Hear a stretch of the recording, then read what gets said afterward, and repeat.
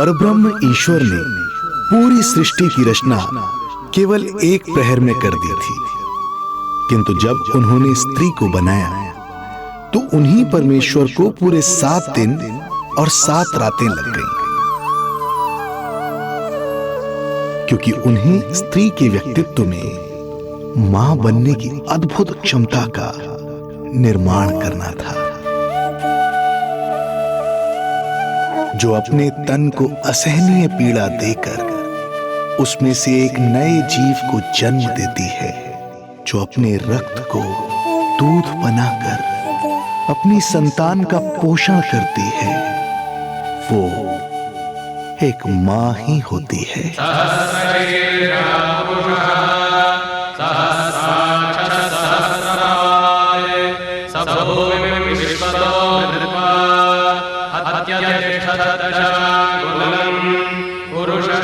स्वयं भगवान श्री विष्णु भी मां की इस ममता से दूर ना रह पाए, विवश हो गए धरती पर अवतार लेने के लिए।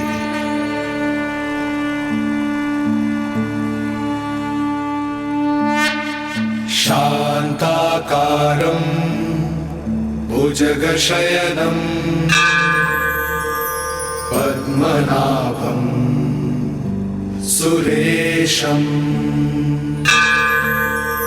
विश्वाधारं गगनसदृशं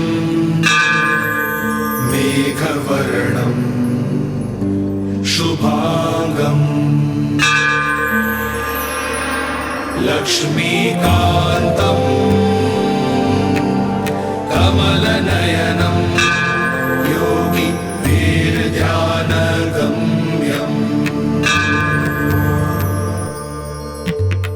वन्दे विष्णुं भवभयहरं सर्वलोकैकनाथं वन्दे विष्णुं भवभयहरं सर्वलोकैकनाथम्।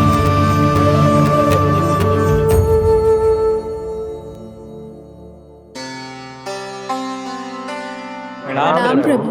प्रणाम प्रणाम माता।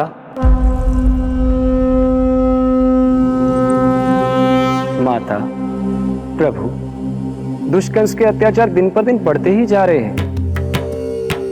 पृथ्वी की शांति नष्ट हो रही है प्रभु, और मैं देवराज इंद्र होकर भी कुछ नहीं कर पा रहा हूं।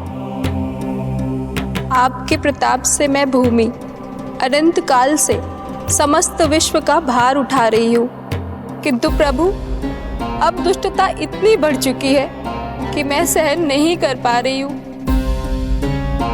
अब दया कीजिए प्रभु, इससे पहले कि मैं बुराई के इस असीम भार के नीचे दबकर ब्रह्मांड की अतल गहराइयों में खो जाऊं। मेरी सहायता कीजिए प्रभु। आंखें खोलिए प्रभु, आंखें खोलिए।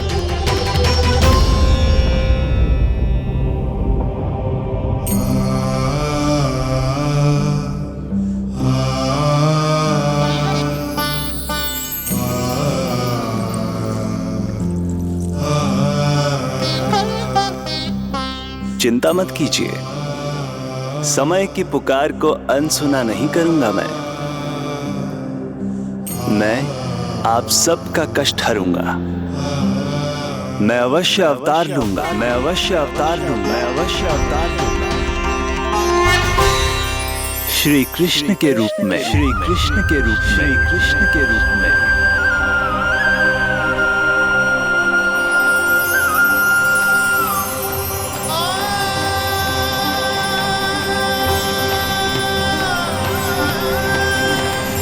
वसुदेवसुतं देवं कंसचाणूरमर्दनम्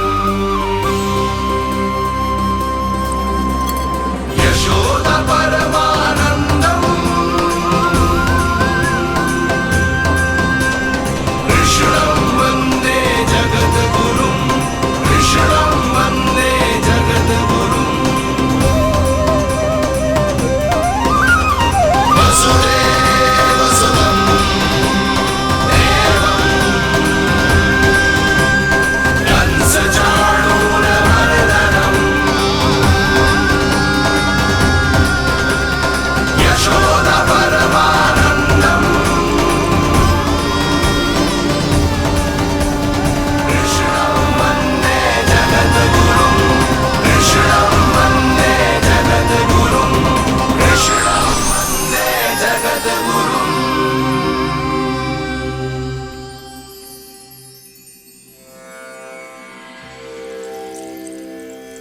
कंस का वध करूंगा। ऐसी परिस्थितियां उत्पन्न करूंगा जिनके कारण इस काल का सबसे बड़ा युद्ध होगा। कुरुक्षेत्र के मैदान में मैं सभी अत्याचारियों को एक साथ समाप्त करूंगा। और इस प्रकार मैं भूमि देवी का भार अवश्य हल्का करूंगा। मैं धन्य हुई प्रभु। हम धन्य हुए प्रभु। किंतु ये सब मेरे अगले अवतार के प्रमुख कारण नहीं है। तो फिर प्रभु? मेरे अगले अवतार का सर्वप्रथम और सर्व प्रमुख कारण है मां के अलौकिक प्रेम का अनुभव करना। मैं मां की ममता के सभी रूपों का आनंद लेना चाहता हूं। उसके हाथों से भोजन करना, उसके अंग से लिपट जाना, लोरियां सुनना, संसार के सभी संकटों से सुरक्षित उसकी गोद में सोना,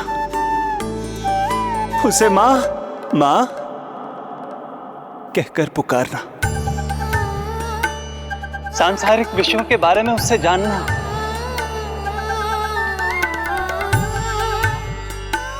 और फिर कोई शैतानी कर उसके आगे आगे भागना,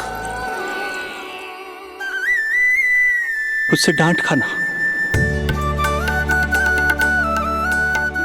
और फिर उसे मनाने के लिए क्षमा मांगना।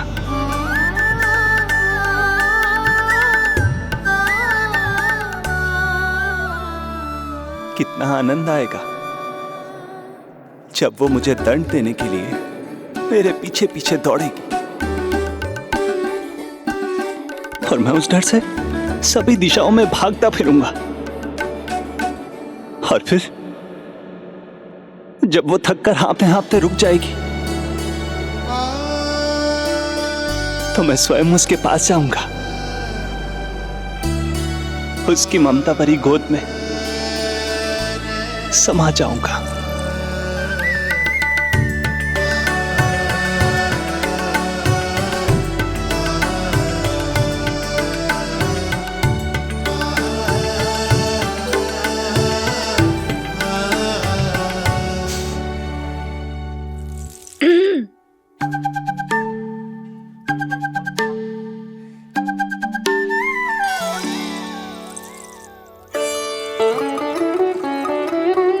प्रभु, एक प्रश्न है। माँ और संतान के अद्भुत रिश्ते के इस आनंद को आप किसके साथ अनुभव करना चाहते हैं?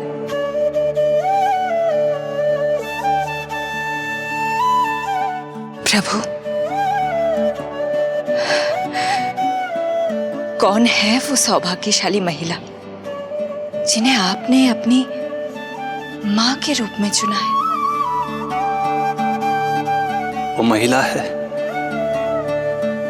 यशोदा। यशोदा।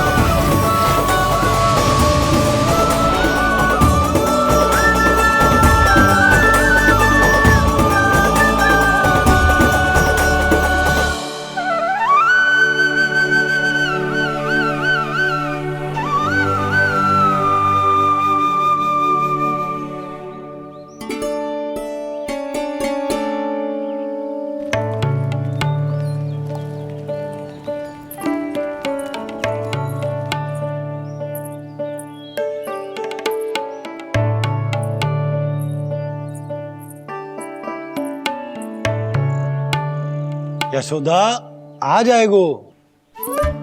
आपके जैसा बड़ा ना है कि रास्ता ढूंढते हुए अपने आप घर लौट आएगो। बस 6 महीने का बालक है, अबोध है। हे नारायण, क्षमा करना, अपने पति देव से ऊंची स्वर में बात कर ली मैंने।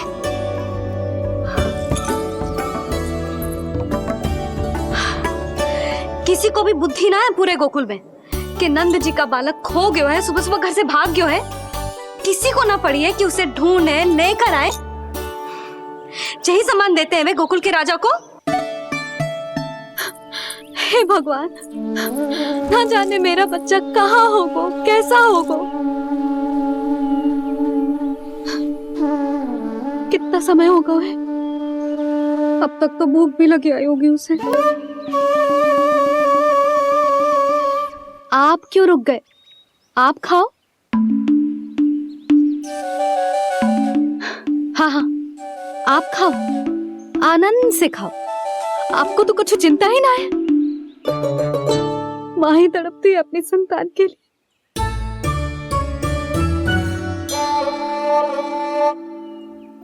अब क्या खाली पेट काम पे जानो है?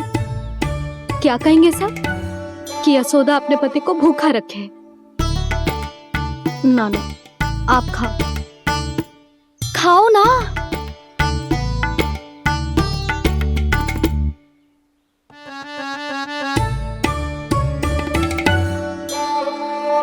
गुड़ के लड्डू कितने पसंद है उसे, कब से बना के रखे हैं। यशोदा, तुम स्वयं क्यों नहीं जाकर ढूंढती उसे? लड्डू भी खिला दियो और घर वापस भी ले आई। जाओ, शीघ्र जाओ।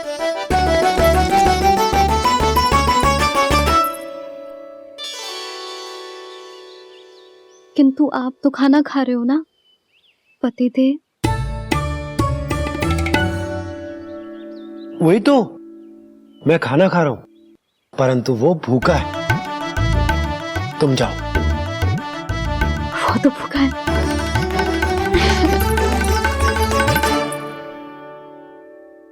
ये बनेगी श्री हरि के अगले अवतार की माँ।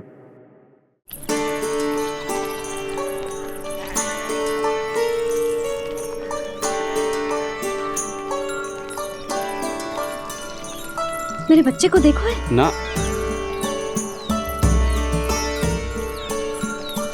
काकी, मेरे बच्चे को देखो है। नहीं नहीं,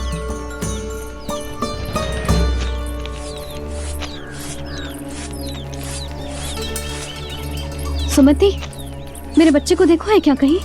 नहीं तो। ना देखो। जानकी, प्रभावती, मेरे बच्चे को देखो है कहीं?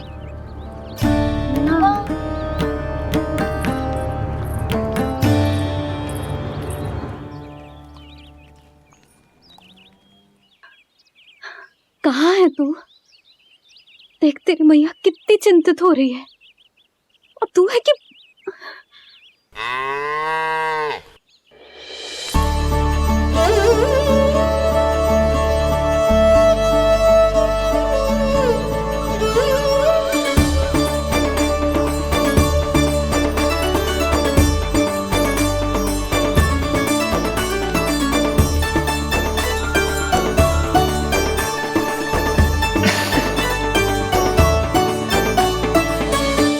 हाँ, अभी तक मैया यशोदा का लाडला यही है, 6 माह का बछड़ा।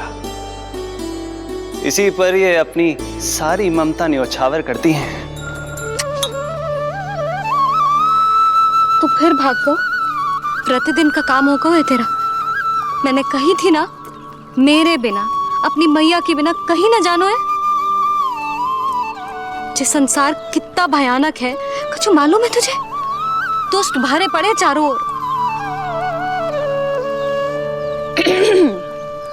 वाह, दुनिया की अनोखी मैया और उसका अनोखा बालक, जो कि बालक है ही ना, गाय का बछड़ा है।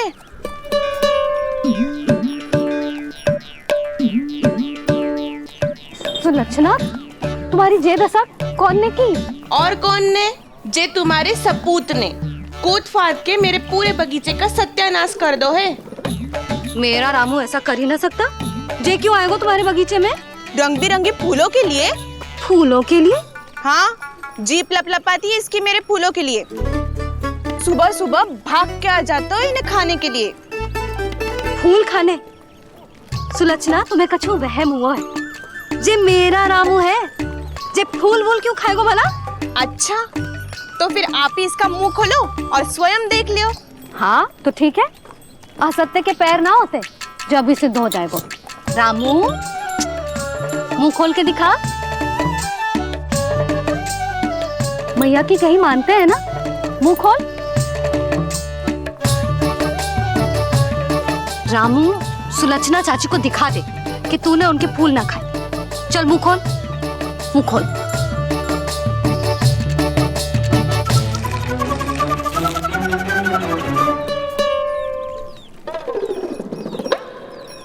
हाँ हाँ देख लो, इसने कुछ ना खाया है। हाँ हम चल रहे हैं। अरे पर मुझे भी तो देख लेने दो। सुलक्षणा, मैं नंद देव की पत्नी हूँ, तुम्हें क्या लगता है मैं असत्य बोलूंगी? ना ना जशोदा जी, लेकिन आप तो सिद्ध करने वाली थी ना। हो तो गए हो सिद्ध। चल रामू, देर हो रही। अरे अरे वैसे रामू जी बहुत बुरी बात है, नंद जी का बालक चोरी कर दो। छी, जो अपनी वस्तु ना है उसे छूते भी ना है, समझ आई? जे करूंगी सुलक्षणा के यहाँ भरी टोकरी बेसन के लड्डू भिजवा दूंगी, प्रसन्न हो जाएगी। ये तो बड़ी चतुर है प्रभु। हाँ प्रभु, और जीवट भी है इनमें। बस यही देखा आप सबने? क्या आपने एक मां की चिंता नहीं देखी? प्रत्येक मूल्य पर अपनी संतान की रक्षा करने का स्वभाव नहीं देखा? या फिर असत्य भाषण करने पर अपनी भूल सुधारने की व्यग्रता नहीं देखी? कोई बात नहीं, मैं बताता हूं यशोदा क्या है। यशोदा पवित्रता की प्रतिमूर्ति है, विश्वास का आधार सुरक्षा की भावना है, ममता का मूर्त रूप है वो, वात्सल्य की गंगा है, भावनाओं का बहता हुआ निर्झर है। यशोदा अपने आप में परिपूर्ण है। यशोदा मां है। प्रभु, मां यशोदा निश्चित ही अद्भुत है। जिनके यहाँ आप पुत्र बनकर जाना चाहते हैं, उन्हें तो असाधारण होना ही है। किंतु प्रभु, आपके दिए हुए वचन के अनुसार आपको देवी देवकी का पुत्र बनकर जाना है, तो फिर आप एक ही जन्म में दोनों माताओं के पुत्र कैसे बन सकते हैं? आपका प्रश्न उचित है इंद्रदेव। पूर्व काल में प्रजापति सुतप्पा और उनकी पत्नी प्रश्नी ने मेरी घोर तपस्या की थी। उनके आग्रह करने पर मैंने उन्हें वरदान दिया था कि जब वो देवकी और वसुदेव के रूप में पृथ्वी पर आएंगे,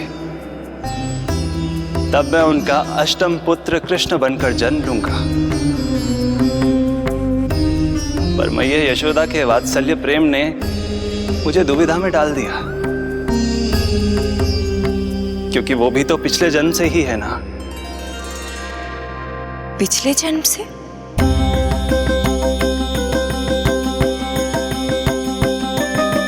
पिछले जन्म में मैया यशोदा 8 वसुओं में से एक श्री द्रोण की पत्नी धरा थी।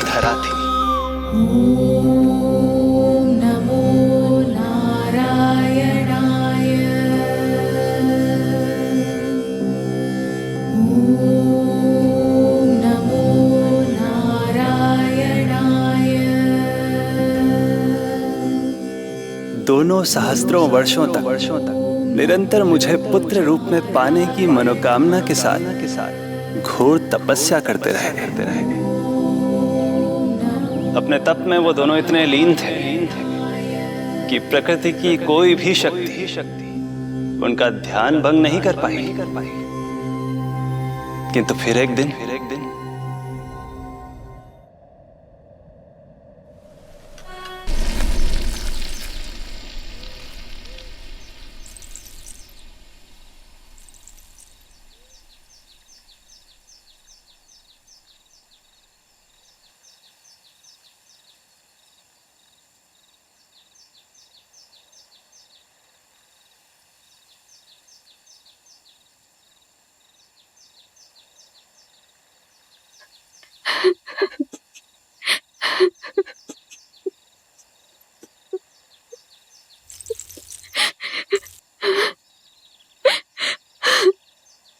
हमारे भक्ति में ऐसी क्या कमी रह गई प्रभु कि अभी तक आपके दर्शन का सौभाग्य नहीं मिला।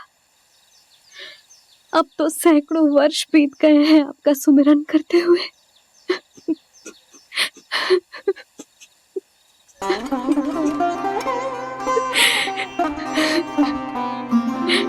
साचा सुमिरन सबसे हरि का, साचा है हरि नाम। साचा सुमिरन सबसे हरि का, साचा है हरि नाम। जिनकी कृपा से बन जाते हैं सबके बिगड़े काम, सबके बिगड़े काम। साचा सुमिरन सबसे हरि का, साचा है हरि नाम। आतुर है आंचल का पवन, सुनने को पैजनियां छुन छुन। मधुर मधुर तुतलाती बोली, खेले संग संग आँख में चोली। मेरे मुख पे भी दे दो प्रभु ममता भरी मुस्कान। साचा सुमिरन सबसे हरि का, साचा है हरि नाम। भक्त बिना भगवान है जैसे, माता बिन संतान के वैसे। हरि बिन मेरा जीवन सूना, भगवान लाज मेरी रख लो ना। भगवान लाज मेरी रख लो ना।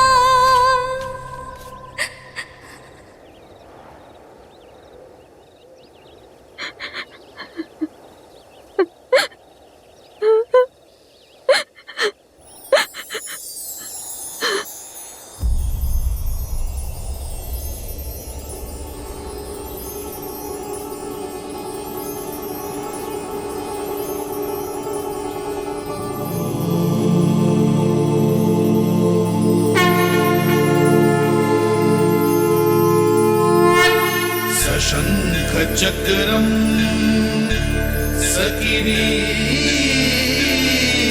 कुंडलम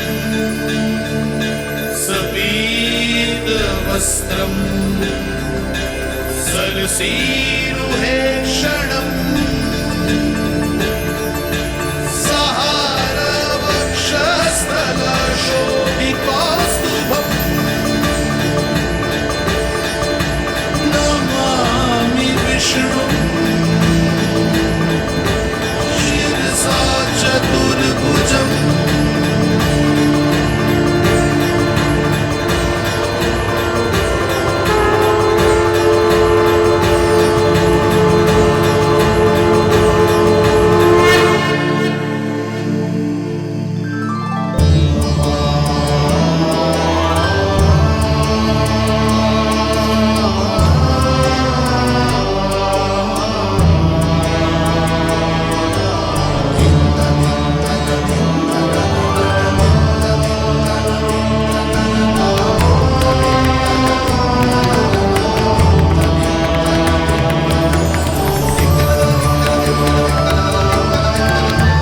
कहिए कहिए, क्या वरदान पाना चाहते हैं आप? प्रभु, हम आपकी सेवा करना चाहते हैं, परंतु भक्त की भांति नहीं, अभी तो माता पिता के समान। आपका एक पुत्र के रूप में पालन पोषण करें। आप हमें माँ पिता के भांति प्रेम दें और हम आप पर अपनी ममता न्योछावर कर सकें। बस इतनी ही इच्छा है प्रभु। आपकी इच्छा पूर्ण होगी। मैं आपकी संतान के रूप में अवश्य आऊंगा, किंतु उसके लिए आपको मेरे अगले अवतार के बाद एक और अवतार की प्रतीक्षा करनी होगी, क्योंकि अगले जन्म के लिए मैं पहले ही ये वरदान माता देवकी को दे चुका हूं। प्रभु, किसी भी जन्म में आपको अपने पुत्र के रूप में पाना मेरा सौभाग्य होगा, किंतु मेरी ममता मेरे वश में नहीं है। प्रभु, आप साक्षात मेरे सामने खड़े हैं, किंतु मेरे नेत्र आपके इस दिव्य चतुर्भुज रूप को नहीं देख पा रहे। इन्हें तो आप अभी से बाल रूप में दिखाई दे रहे हैं। मेरे भीतर उमड़ती ममता की ज्वार का अनुभव कीजिए प्रभु। केवल कल्पना मात्र से मेरा वक्ष स्थल दूध से भराया है। ये गोद तरसने लगी है, मन अभी से लोरिया गाने लगा है। मेरे इस अनुरोध को स्वीकार कीजिए प्रभु, कृपा करें। इस माँ से और प्रतीक्षा ना करवाए प्रभु, और प्रतीक्षा ना करवाए।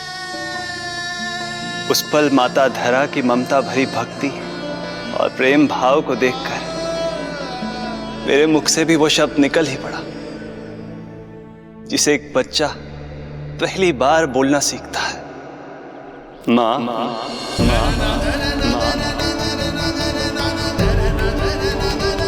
अब ये प्रतीक्षा केवल आपकी ही नहीं, मेरी भी होगी, मेरी भी होगी। मैं भी तरसूंगा आपका पुत्र बनने के लिए, इस समय मैं विवश हूँ, किंतु मैं आपको वचन देता हूँ, मैं आपकी संतान बनकर अवश्य आऊंगा, प्रभु,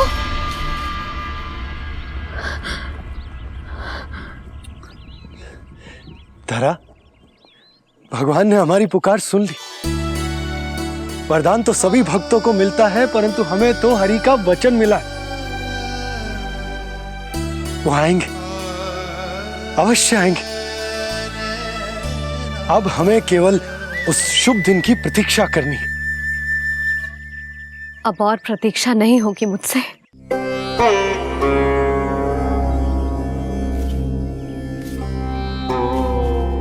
हमने सहस्त्रों वर्षों तक तपस्या की, ये समझ लो कि वो तपस्या अभी शेष नहीं। श्री हरि को अपने सामने देखकर मेरी व्याकुलता का बांध टूट गया है। 2 जन्म बहुत बड़ा समय होता है स्वामी। अपने पुत्र के रूप में हरि को गोद में खिलाने के लिए अब मैं और 2 जन्मों तक प्रतीक्षा नहीं कर सकती।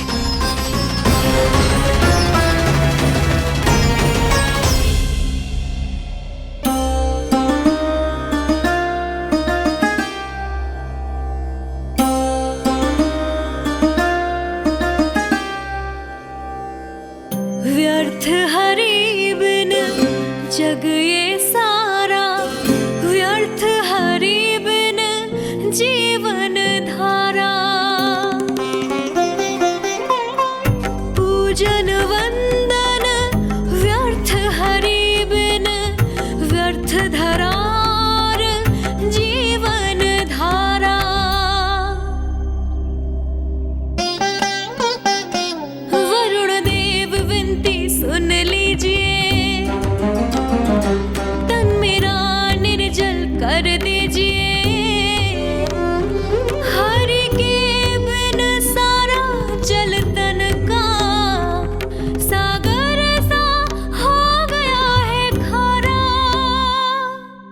प्रभु, माता धरा की तपस्या का तेज अत्याधिक है। प्रकृति के पंचतत्व, 5 महाभूत इनकी पुकार सुनने के लिए विवश है।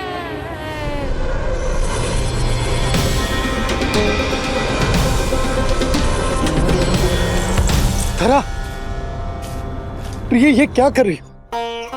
रुक जाओ। जठराग्नि सब दूर ये कर दो, अग्नि देव मेरे ताप को हर लो। माता जो वंचित ममता से, जग में नहीं उसको कुछ प्यारा।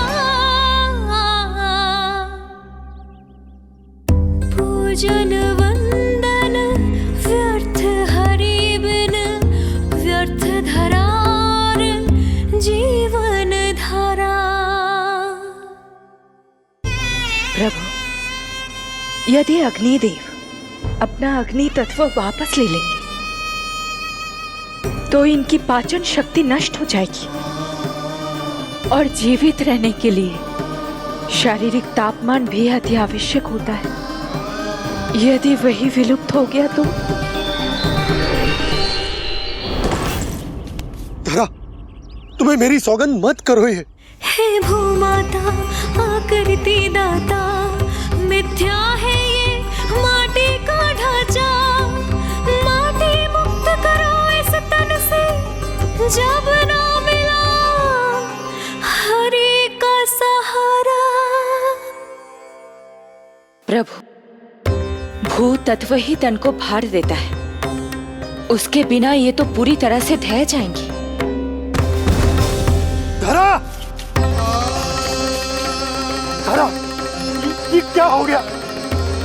बस करो अब। प्रभु, कुछ कीजिए। मैं संसार का संचालक हूं देवी। नियमों का पालन करने के लिए मैं भी बाध्य हूं। जो वचन मैं पहले ही माता देवकी को दे चुका हूं, यदि मैं चाहूं तो भी उसे तोड़ नहीं सकता।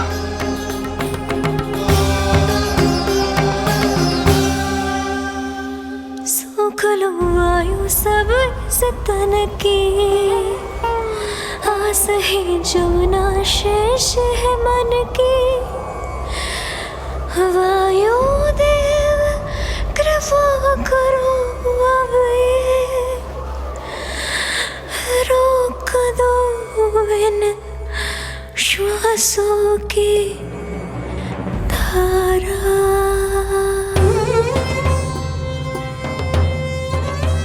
प्रभु, प्राण वायु के बिना प्राणों का बचना संभव नहीं।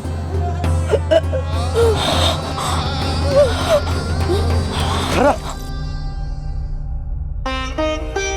धरा, धरा, धरा, बस करो अब। क्या तुम अपनी सुध-बुध खो चुकी हो? तुम्हारे प्राणों में मेरे भी प्राण बसते हैं प्रिय। रुक जाओ। हे आकाश देव, तुमको मेरा अंतिम प्रणाम। अंतरात्मा लीन करो मेरी, लेके श्री हरि का नाम।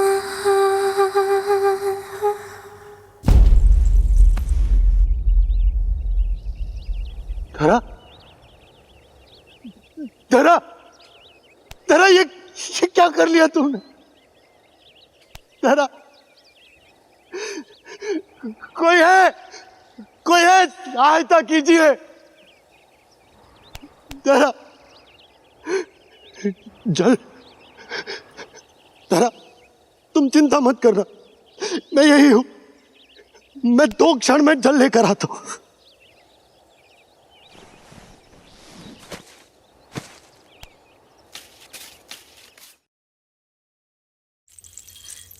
प्रभु, आप नियमों से तो अवश्य बंधे हैं, परंतु आप लीलाओं के स्वामी हैं।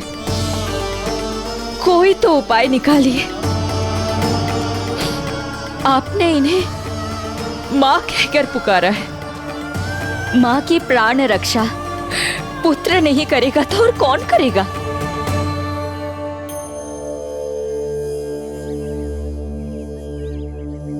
प्रेम ना जिसकी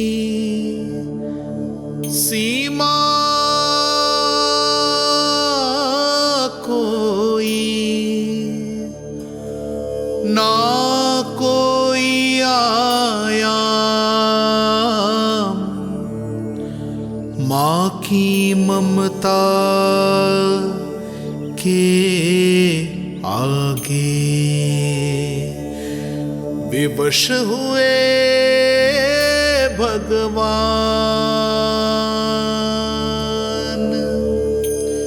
विवश हुए भगवान।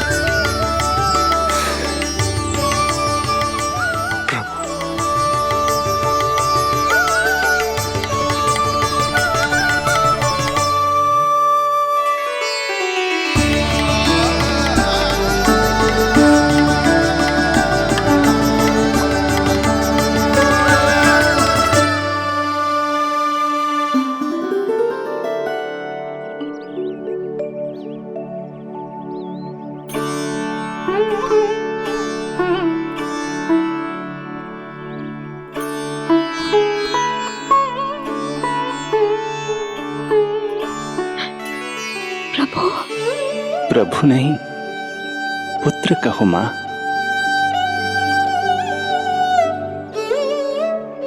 पुत्र, मेरा पुत्र, मेरा पुत्र।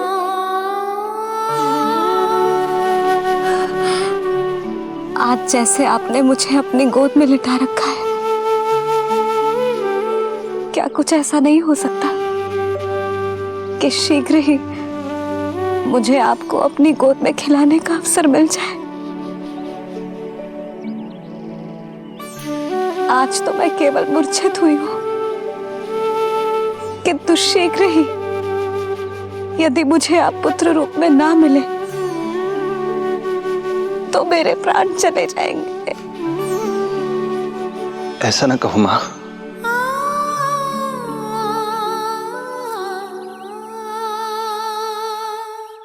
माता देवकी को मैं पहले ही वचन दे चुका हूं, इसलिए विधि के विधान के अनुसार मुझे उन्हीं का पुत्र बनकर जन्म लेना होगा।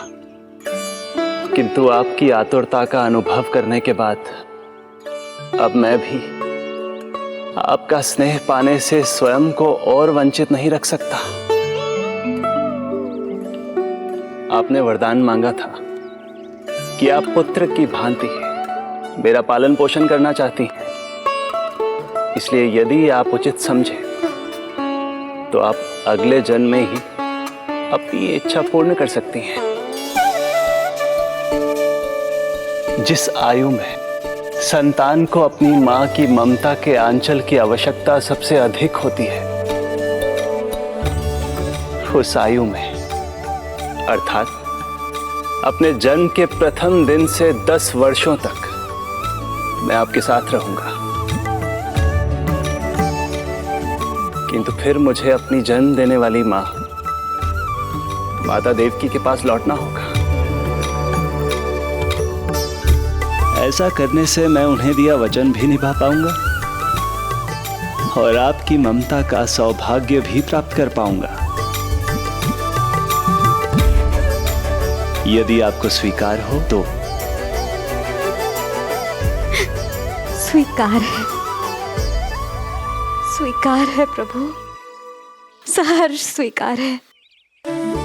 एक माँ और पुत्र का नाता केवल उसके कोख से जन्म लेने से ही नहीं बनता, ये नाता तो ममता से बनता है। और मैं अपनी ममता आप पर न्यौछावर करने के लिए आतुर हूं। यशोमती मैया के नंद लाला, यशोमती मैया के नंद लाला, यशोमती मैया के नंद लाला, यशोमती मैया के नंद लाला। तो इस प्रकार परमपिता परमेश्वर श्री हरि विष्णु एक ही जन्म में दो दो माताओं का पुत्र बनने के लिए उत्साहित भी थे और भावुक भी। किंतु जगत माता श्री लक्ष्मी और अन्य सभी देवगण ये जानना चाहते थे कि श्री हरि ये अभूतपूर्व कार्य कैसे करेंगे। भगवान बोले, ये सब संभव होगा उसके कारण जो मेरे अगले जन्म की कथा का मुख्य पात्र है, कंस।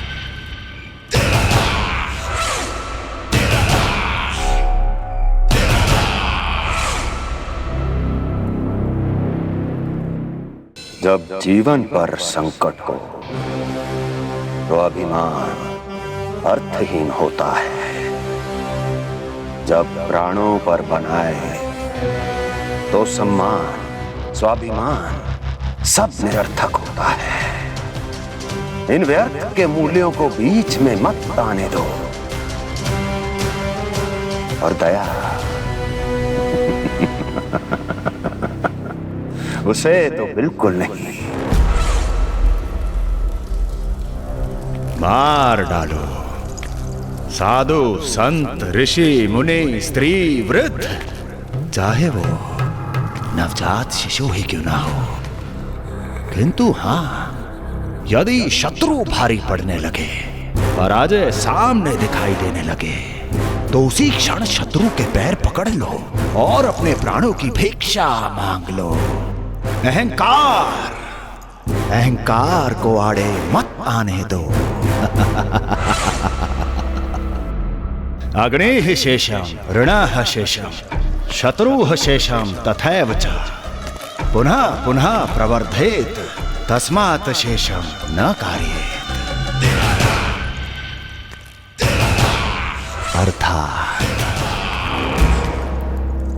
अग्नि की एक भी चिंगारी, ऋण की एक भी मुद्रा और शत्रु की एक भी संतान यदि शेष रह जाए तो शीघ्र ही विकराल रूप धारण कर सकती है।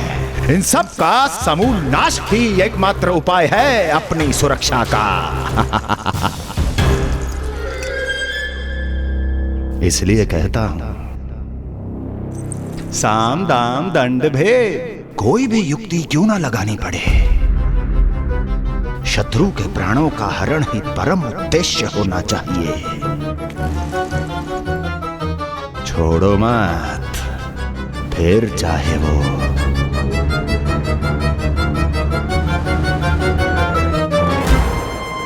विष्णु ही क्यों ना हो।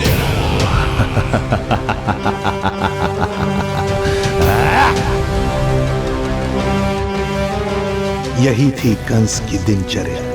वो प्रतिदिन स्वयं को स्मरण कराता था कि स्वार्थ के लिए किसी भी सीमा को तोड़ने में कुछ अनुचित नहीं है।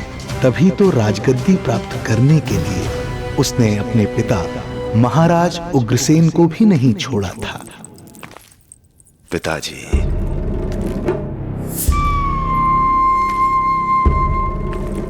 हो सके तो मुझे क्षमा कर दीजिएगा। कल्पना भी नहीं की थी कि मैं आपके साथ ऐसा व्यवहार करूंगा। आपको प्रतीत हो रहा होगा कि मैं क्रूर हूं, स्वार्थ में अंधा हो गया हूं, किंतु मैं विवश हूं।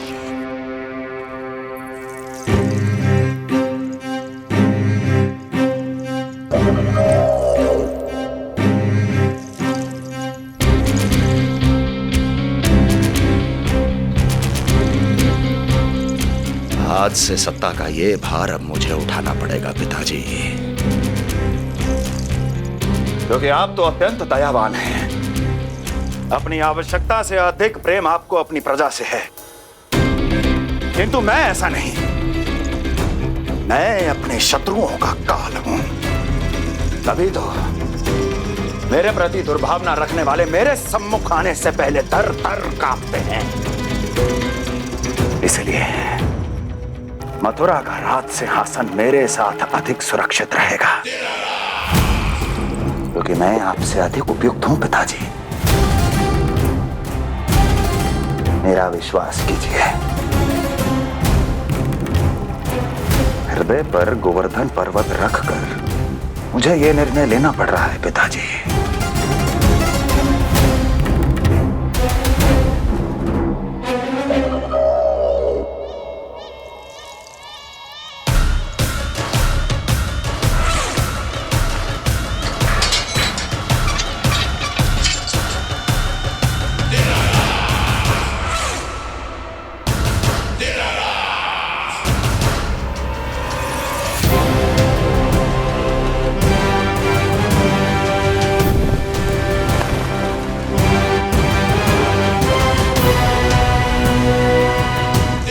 चाबी यमुना में फेंक देना। कोई कितना भी क्रूर, कठोर राक्षस ही क्यों ना हो, किसी न किसी के लिए उसके हृदय में भी प्रेम उपजता ही है। कंस भी इस नियम का अपवाद नहीं था। इस संसार में एक जीवात्मा ऐसी भी थी जिसे वो स्वयं से भी अधिक स्नेह करता था, और वो थी उसकी लाडली बहन देवकी।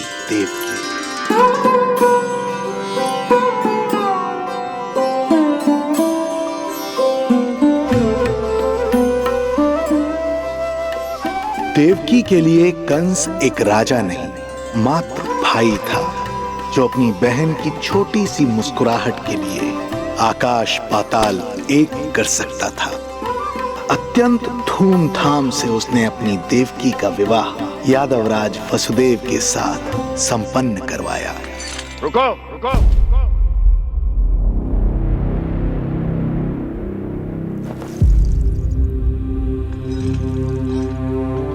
ये आप क्या कर रहे हैं? आप मथुरा नरेश हैं? नहीं कुंवर जी, आज मैं मात्र वो भाई हूं जो अपनी प्रिय बहन के साथ बस कुछ क्षण और व्यतीत करना चाहता है।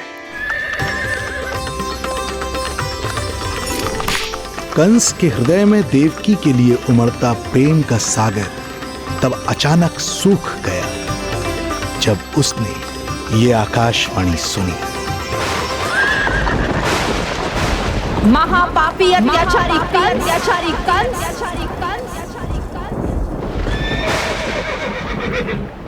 जिस देवकी को तू इतने प्रेम से ससुराल ले जा रहा है, वही तेरे अंत में सहायक होगी। तेरा काल तेरी प्रिय बहन के गर्भ से उसकी 8वीं संतान बनकर जन्म लेगा और तेरा विनाश करेगा।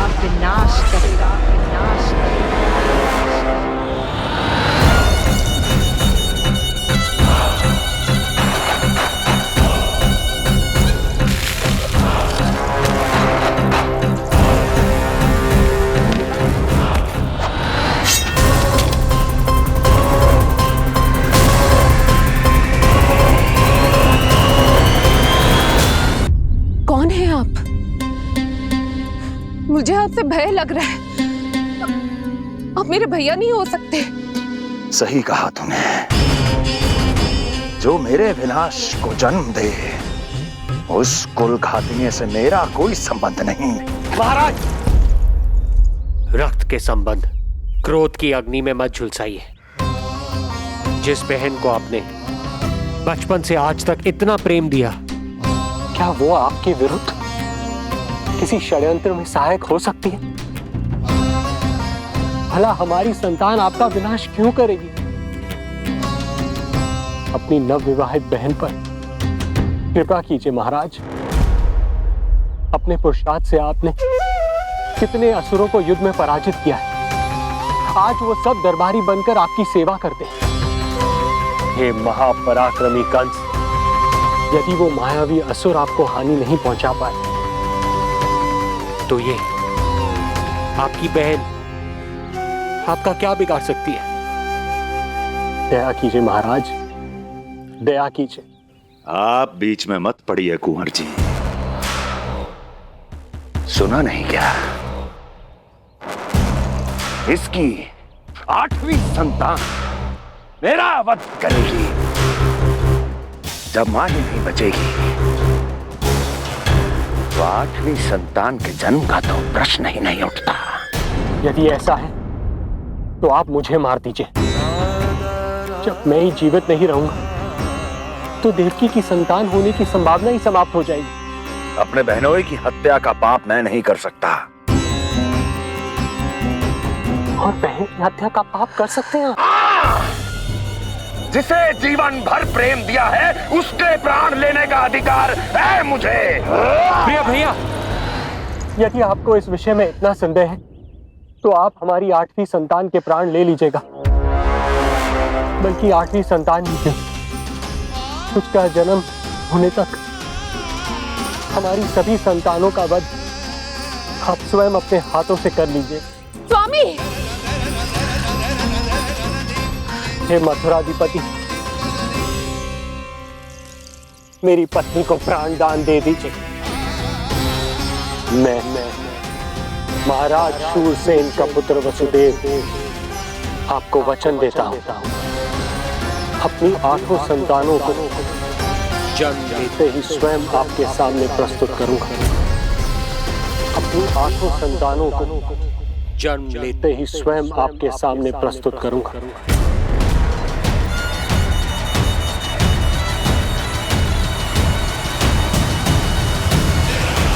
बधाई हो कुंवर जी। अपनी पत्नी के प्राण बचाने में आप सफल हुए, किंतु आपकी संतानें इतनी भाग्यशाली नहीं होंगी। वचन स्मरण रहे।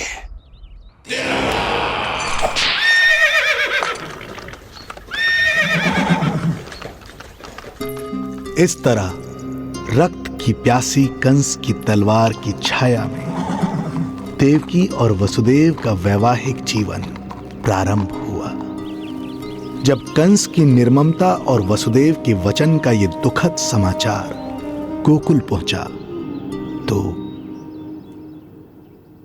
हे नारायण, अर्थात राजा वसुदेव यदि कंस के सामने गिड़गिड़ाते नहीं तो रानी देवकी के प्राण चले जाते। हाँ नंदराज, और अब वो दोनों कंस के महल में हैं, किंतु वो महल भी उनके लिए किसी बंदी गृह से कम नहीं है।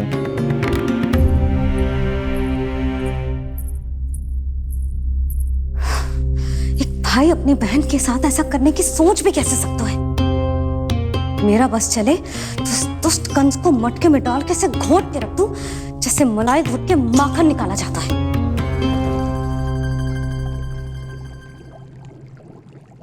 ना, माखन ना, जे कंस तो कीड़ा है। इसे तो पटक पटक के ऐसे मारना चाहिए जैसे कीड़ा निकालने के लिए धान के गट्ठर को पटका जाता है।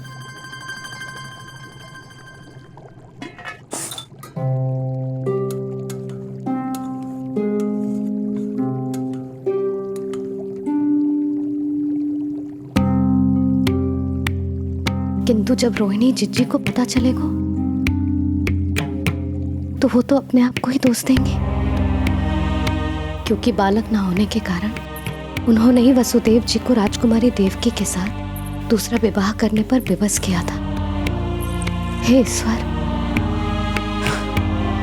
जिस सुख के लिए रोहिणी जिज्जी ने पत्नी जीवन का सबसे बड़ा त्याग किया था, जब उन्हें पता चलेगा कि वही सुख उस क्रूर कंस ने छीन के मटिया मेट कर दिया है, तो कितना कष्ट पहुंचेगा।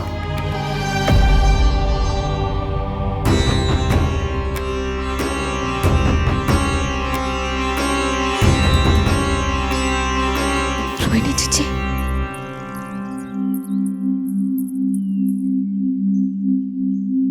गोप नरेश, कृपया मुझे अपने भैया के पास ले चलिए। संकट के समय मुझे उनके साथ होना चाहिए। किंतु भाभी, पता चलो है वसुदेव भैया और देवकी भाभी कंस के महल में कड़े पहरे में रखे गए। पति पत्नी एक दूसरे का संबल होते हैं। कंस का पहरा कितना भी कष्टदायक क्यों ना हो, इस समय उन्हें और बहन देवकी को मेरी आवश्यकता है।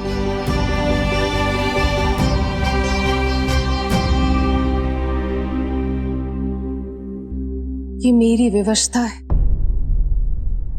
ये यादव कुलदीपक होकर भी आपको इस महल में बंदियों की तरह रहना पड़ रहा है, और मैं कुछ कर भी नहीं पा रही। काश आपने मुझसे विवाह ही ना किया होता। तो क्या मैं अपने भाग्य से भाग पाता देवकी? पूर्व जन्म के कर्मों के फलस्वरूप जो हमारी नियति में लिखा है वो तो हमें भोगना ही है। श्री हरि क्या करते हैं, कब और क्यों करते हैं, ये दुख हमारे जीवन में किस उद्देश्य से आए हैं, इन रहस्यों का पता लगा पाना हम मानवों के लिए संभव नहीं है देवकी।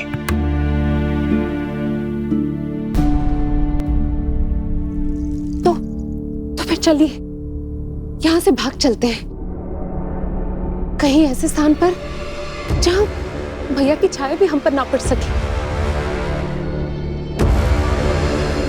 नहीं प्रिय, कंस के गुप्तचरों की दृष्टि हम पर अवश्य होगी, और मैं ऐसा कोई कार्य नहीं कर सकता जिससे तुम्हारे जीवन पर कोई संकट आए। और मैंने उन्हें अपनी सभी संतानों को सौंपने का वचन भी दिया है। अपना वचन मेरे लिए प्राणों से भी अधिक महत्वपूर्ण है देवकी।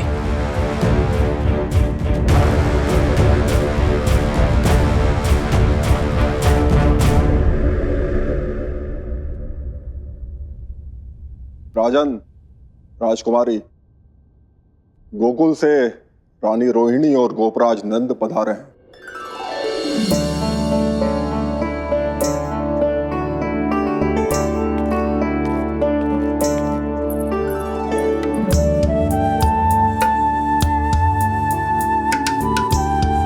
स्वामी,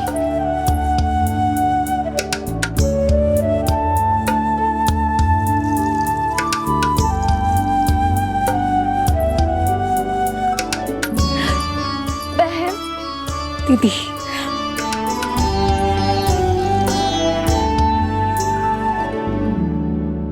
भाई नंद, जो आप हमारे लिए कर रहे हैं उसके लिए धन्यवाद शब्द बहुत छोटा है। मैं अपने भाग्य को स्वीकार कर चुका हूं। यदि यही श्री नारायण की इच्छा है तो यही सही।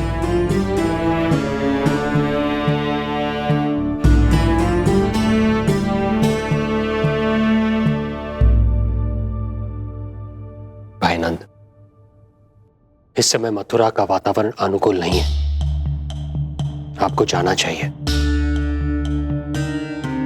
यशोदा भाभी भी चिंतित हो रही होंगी, उनसे कहिएगा हम यहां सुरक्षित हैं अभी तक।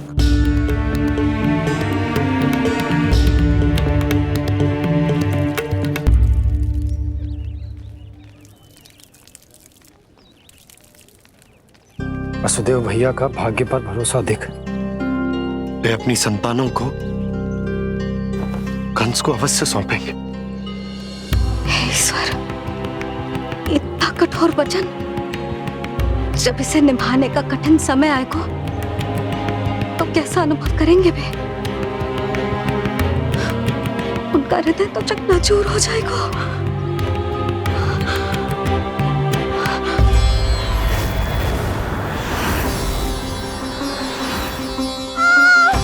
सब्र करो, सब ठीक हो जाएगा। देवकी, मैं महाराज शूरसेन का पुत्र वसुदेव आपको वचन देता हूँ, अपनी 8 संतानों को जन्म देते ही स्वयं आपके सामने प्रस्तुत करूंगा।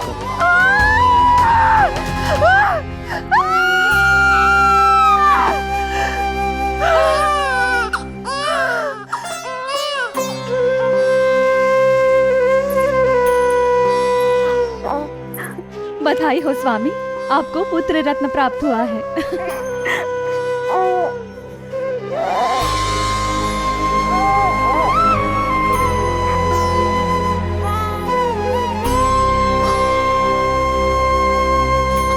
महाराज को पता चला तो क्या होगा?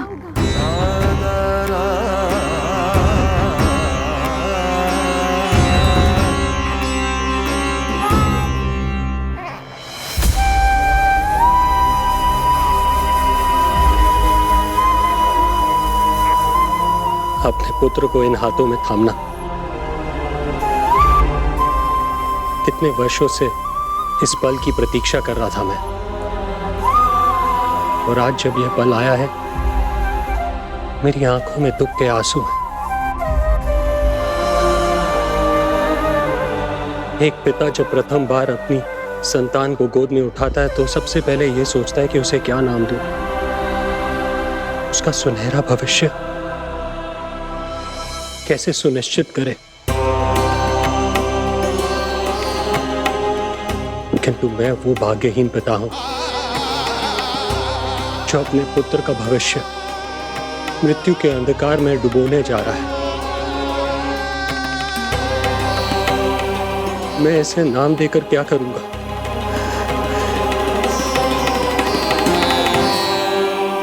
क्या आपके वचन का महत्व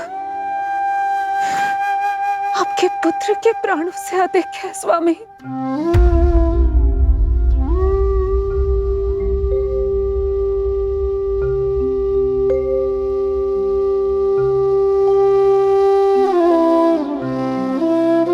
श्री नारायण का दूसरा नाम सत्य होता है देवकी। तुम ही कहो, मैं श्री नारायण से विमुख कैसे हो जाऊं? मुझे अपना वचन निभाना ही होगा। हृदय के टुकड़े टुकड़े क्यों ना हो जाए, मुझे इसे कंस तक ले जाना ही होगा।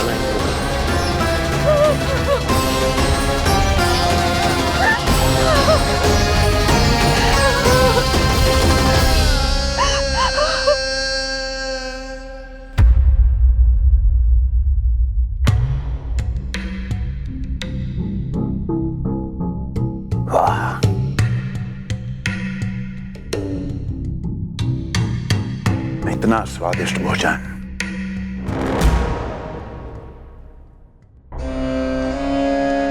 किसी विशेष इच्छा की पूर्ति के लिए मुझे सम्मोहित तो नहीं करना चाहती?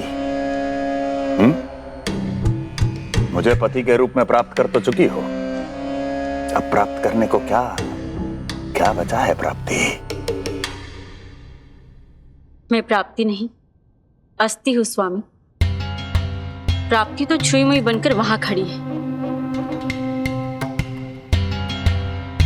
आप सदैव अपने विषय में ही सोचते हैं, कभी मेरे ओर भी निहारा कीजिए, तभी तो मेरा नाम सही से स्मरण होगा आपको। मैं अपने विषय में ही सोचता हूं, तभी तो 10 दिशाओं में मेरे नाम का डंका बजता है, मेरे साम्राज्य का विस्तार होता है, तभी तो मेरा अस्तित्व है। अस्थि स्मरण रहे, तुम हो क्योंकि मैं हूं।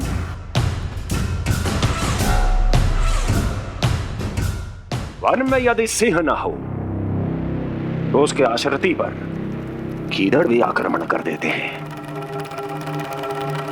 सिंह कभी अपने शत्रु को एक क्षण भी जीवित नहीं छोड़ता महाराज। आपने तो छोड़ दिया देवकी को।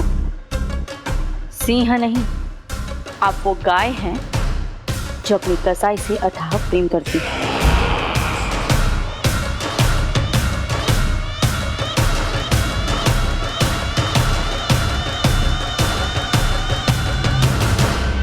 सभी संतानों को जन्म लेते ही मेरे पास लेकर आएगा, ये वचन दिया है वसुदेव ने मुझे। तो फिर आया क्यों नहीं महाराज? प्रथम शिशु का जन्म तो हो चुका है।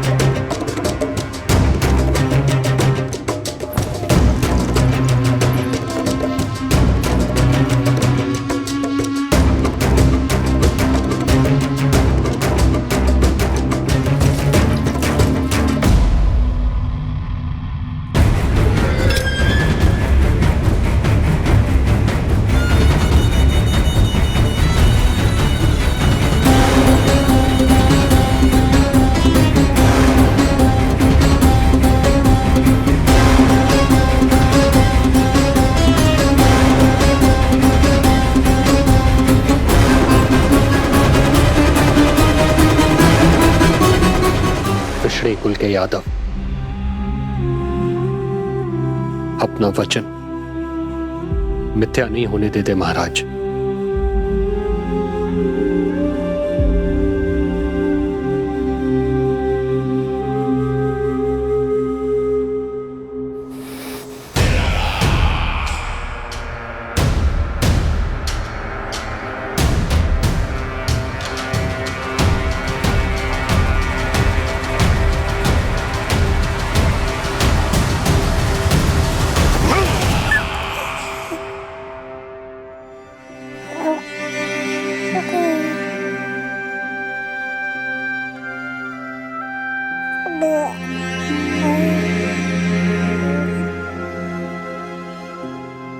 ये देवकी का पुत्र है, मेरी बहन जो मुझे प्रिय हुआ करती थी, उसका प्रथम पुत्र है ये, मेरा प्रथम भांजा।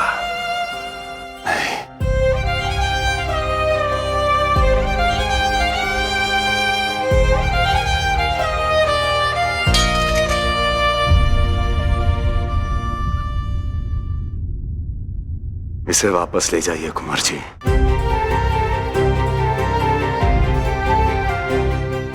देवकी की प्रथम संतान से मुझे कोई संकट नहीं।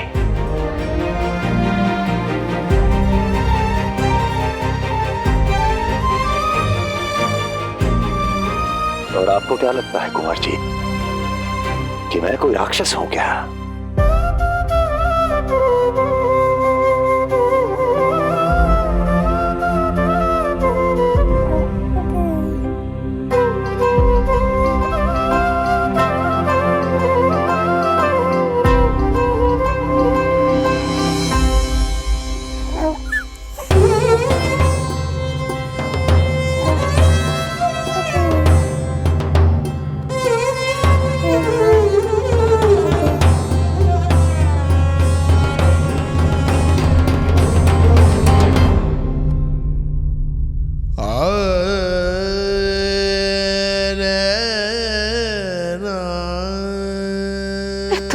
गोद पे भी नहीं उठा पाई थी दीदी। उसका वो सुकुमार मुख मेरी स्मृति से जा ही नहीं रहा। वो मधुर रुदन अभी तक मेरे कानों में गूंज रहा है। मैं तुम्हारी पीड़ा का अनुमान लगा सकती हूँ देवकी। मैंने उसे जन्म नहीं दिया था, फिर भी मेरे कान अभी तक उसके रुदन की ध्वनि सुन रहे हैं। क्योंकि ये अपनी माओ को पुकार रहा है। तुम्हारे भैया ने हमारे पुत्र को प्राणदान दे दिया देवकी।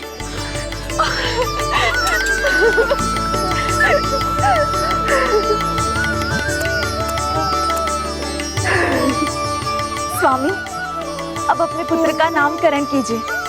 इसे ऐसा नाम दीजिए कि इसका भविष्य यश और कीर्ति से परिपूर्ण हो। कीर्तिमान। कीर्तिमान होगा इसका नाम।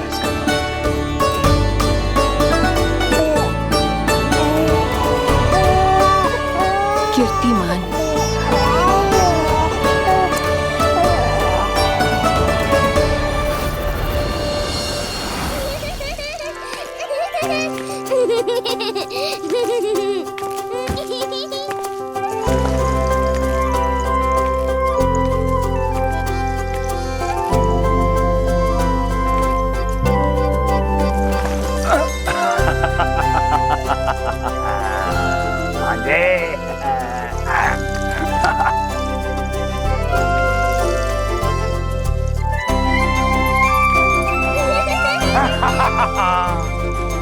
भांजे भांजे, मामा से बचना असंभव है। मामा जी, आपकी भुजाओं में कितना बल है, मुझे पीड़ा हो रही है। मेरा दूसरा हाथ पकड़ लीजिए। तुझे पीड़ा हो रही है? ये ले।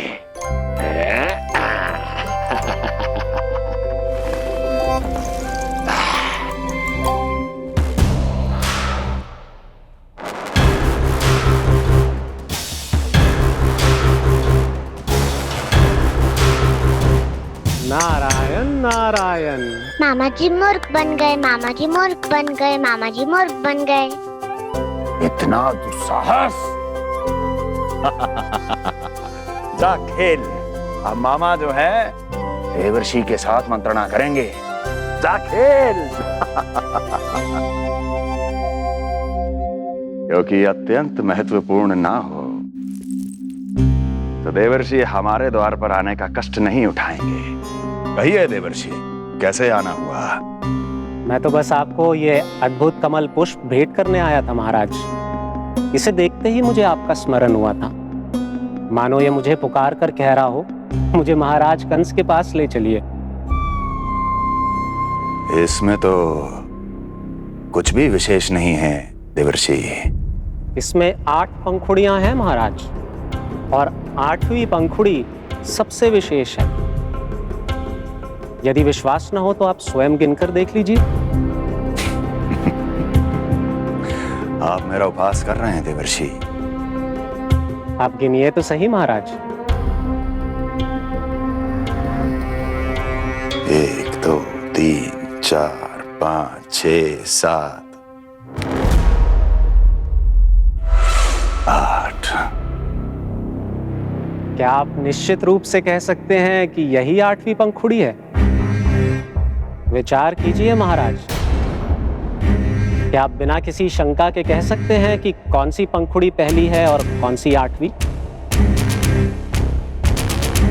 क्या आप पूर्ण विश्वास के साथ कह सकते हैं कि कौन प्रथम है और कौन अंतिम? फिर चाहे वो पंखुड़ी हो या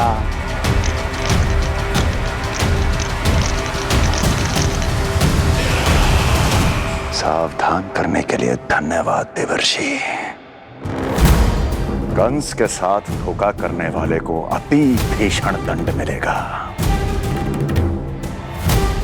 भविष्य में ऐसी कल्पना मात्र से ही मेरे शत्रु भय से कांप उठेंगे। मथुरा नरेश, मैं तो मात्र पंखुड़ियों की बात कर रहा था। यदि आपने कुछ और समझ लिया है तो उसका उत्तरदायित्व मेरा नहीं है। नारायण नारायण।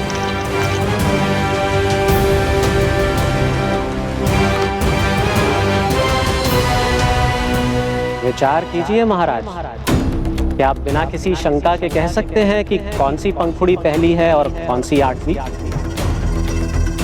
क्या आप पूर्ण विश्वास के साथ कह सकते हैं कि कौन प्रथम है और कौन अंतिम? फिर चाहे वो पंखुड़ी हो या... मामा जी मूर्ख बन गए, मामा जी मूर्ख बन गए, मामा जी मूर्ख बन गए, मामा जी मूर्ख बन गए।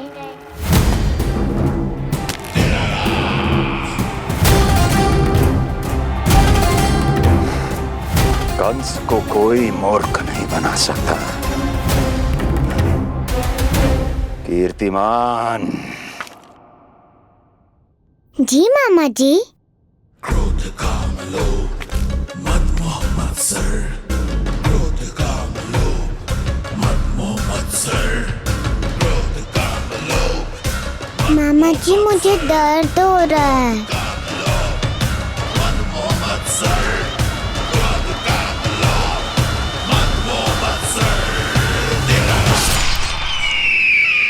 स्वामी, ये कीर्तिमान के लिए कैसा लग रहा है? ये लीजिए स्वामी।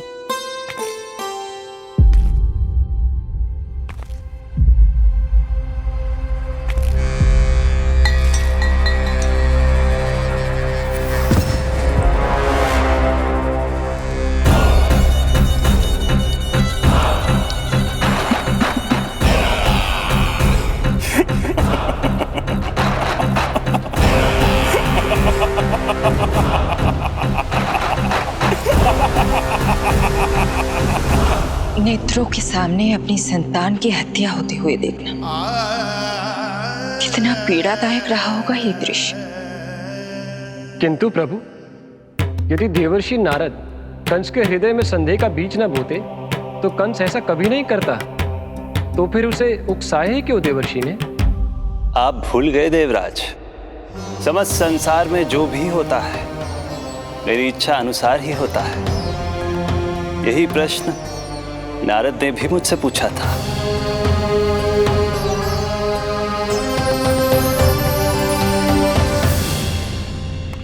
नारायण नारायण।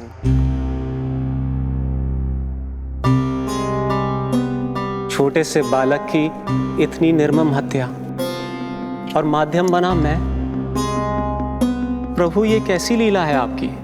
अभी तो देवकी की 5 और संतानों की हत्या होना शेष है नारद।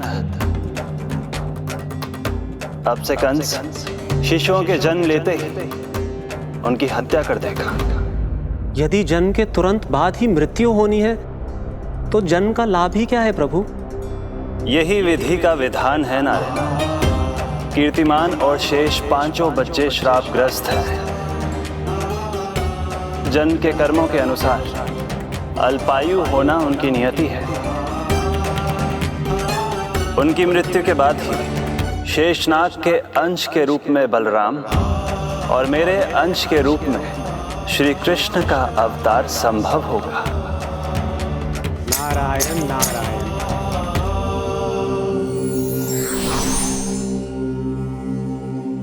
देवकी के पुत्र एक के बाद एक जन्म लेते रहे और उनकी हत्या कर कंस अपने पापों की संख्या में वृद्धि करता रहा। नहीं! मत मारो! मेरा पुत्र! मेरा पुत्र!